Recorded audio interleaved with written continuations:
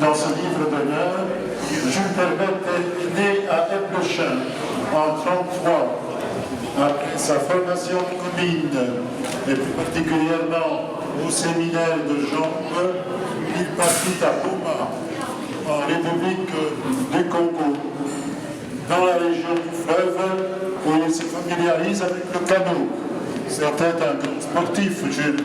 D'ailleurs, je vois encore aujourd'hui que quand il vient à Comines et que le temps le permet, c'est pas du canot sur la liste qu'il fait, mais c'est du vélo pour aller d'une église à l'autre faire une messe qu'il a accepté de faire lorsque nous avons besoin de...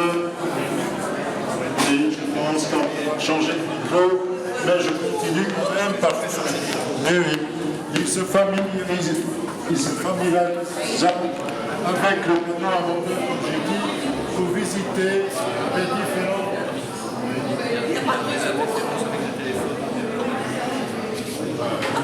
C'est ce que je veux dire.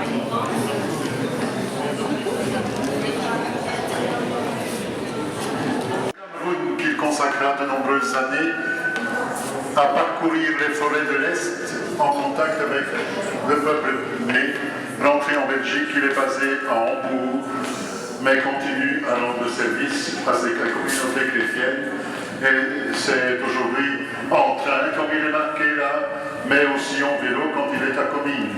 Parce que ça, il connaît les différentes routes de Comines par cœur.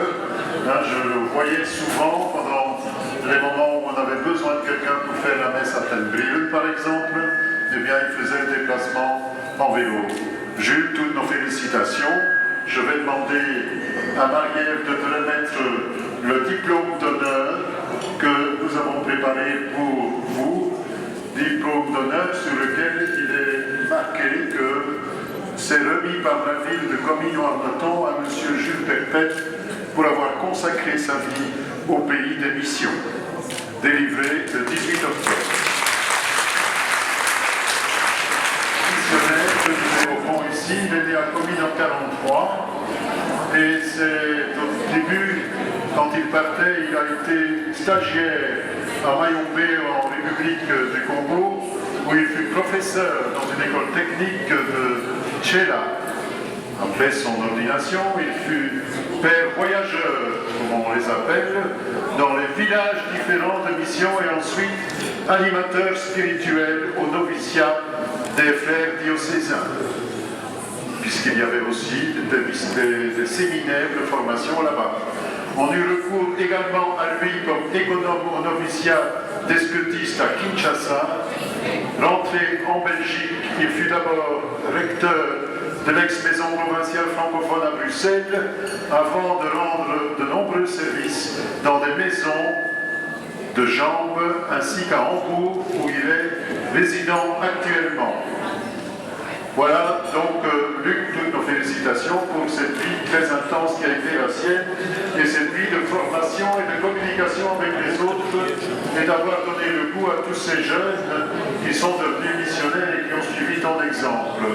Nous souhaitons encore pouvoir te garder longtemps dans notre région et que chaque fois que tu reviens, eh bien n'hésite pas à prendre contact avec les gens de l'administration pour l'un ou l'autre service. On est là pour te soutenir, pour t'aider, et l'ensemble de la population te souhaite encore du bon travail.